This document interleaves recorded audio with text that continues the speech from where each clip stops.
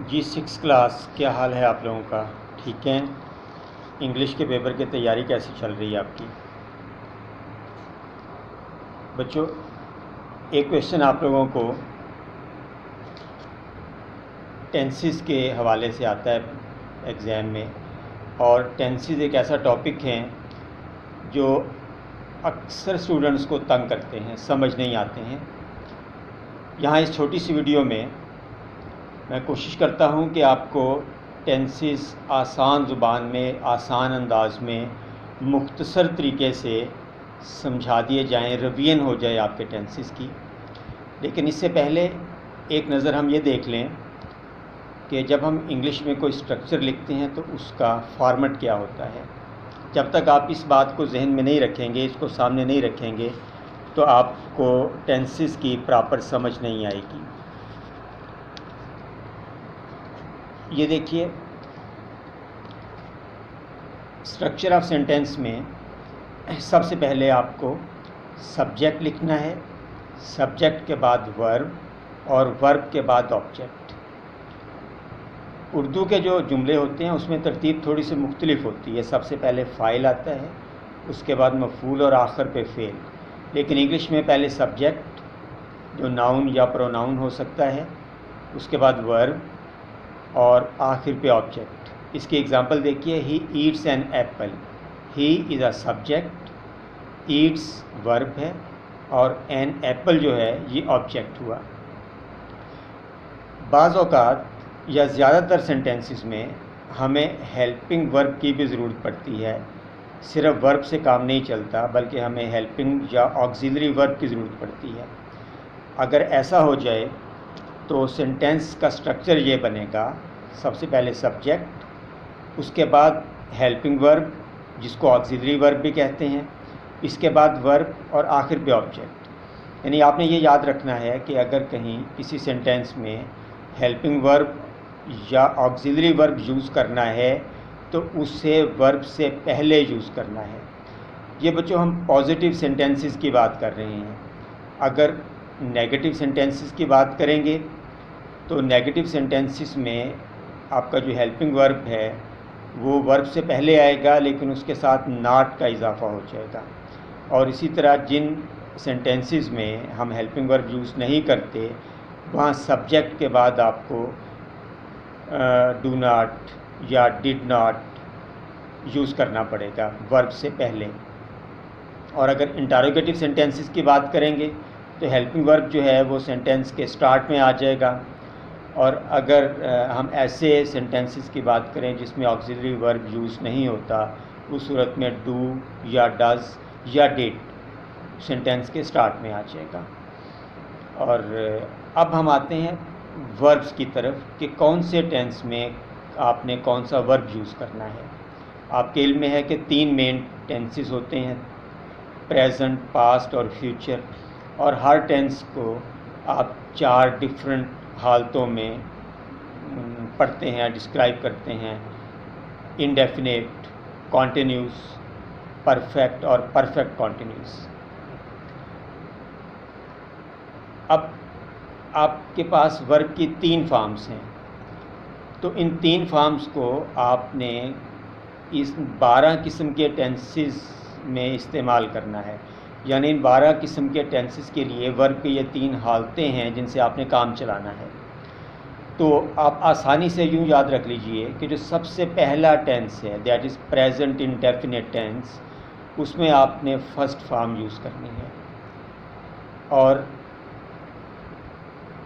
जो second tense है past indefinite, उसमें आपको सेकंड फॉर्म यूज़ करना है वर्ब की।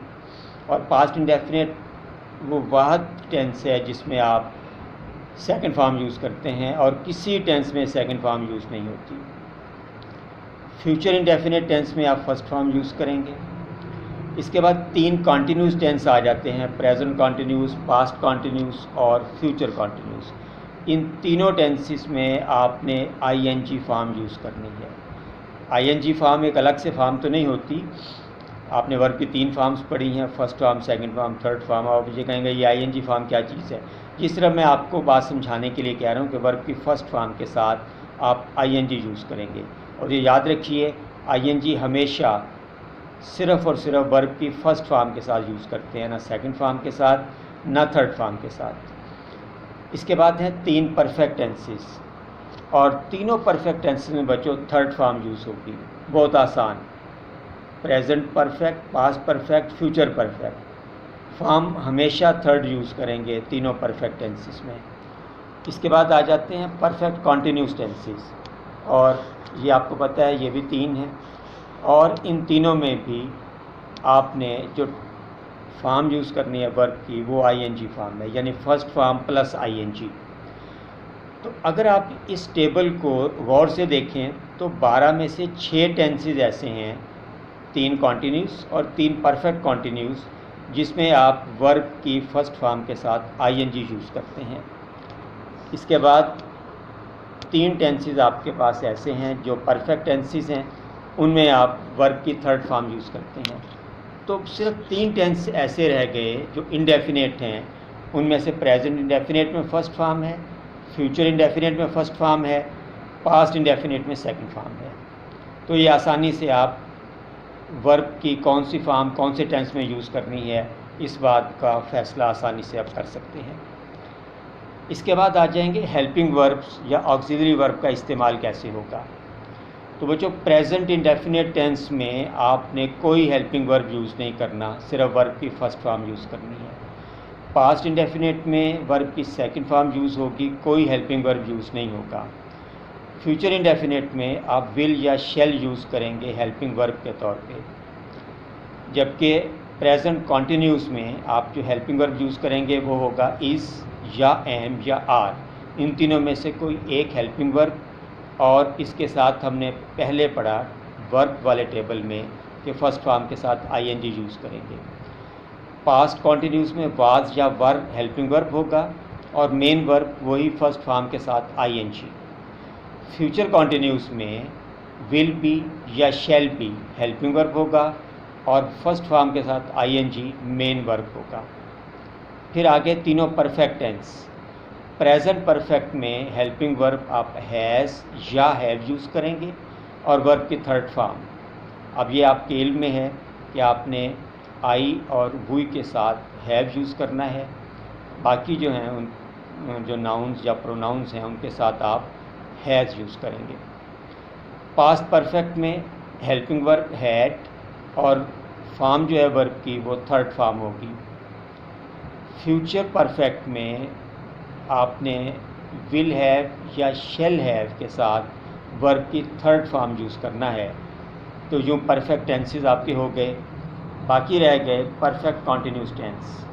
तो बच्चों प्रेजेंट परफेक्ट कॉन्टिन्यूस टेंस का हेल्पिंग वर्ब होगा हैज़ बीन या हैव बीन, और वर्ब की फर्स्ट फॉर्म के साथ आप आईएनजी यूज़ करेंगे। पास्ट परफेक्ट कॉन्टिन्यूस में had been helping verb use होगा, और फर्स्ट फॉर्म के साथ आईएनजी यूज़ करेंगे। फ्यूचर परफेक्ट कॉन्टिन्यूस में विल हैव बीन या शैल हैव बीन आपका हेल्पिंग वर्ब होगा, और इसके साथ आप वर्ब की फर्स्ट फॉर्म के साथ आईएनजी बतौर मेन वर्ब के यूज़ करेंगे। तो ये बच्चों समरी है, एक क्विक रिवीजन है आपके टेंसेस की, टेंसेस में इस्तेमाल होने वाले वर्ब्स की, वर्ब की कौन सी फॉर्म कहाँ यूज़ करनी है, हेल्पिंग वर्ब कौन सा कहाँ यूज़ करना है। ये एक मुख्तसर सी रिवीजन हो जाती है, एक टेबल है जिसको आप जहन में रख के टेंसेस को आसानी से समझ सकते हैं। मुझे उम्मीद है कि ये हमारी अदना सी कोशिश आपके लिए काफ़ी हेल्पफुल होगी टेंसेस को समझने में।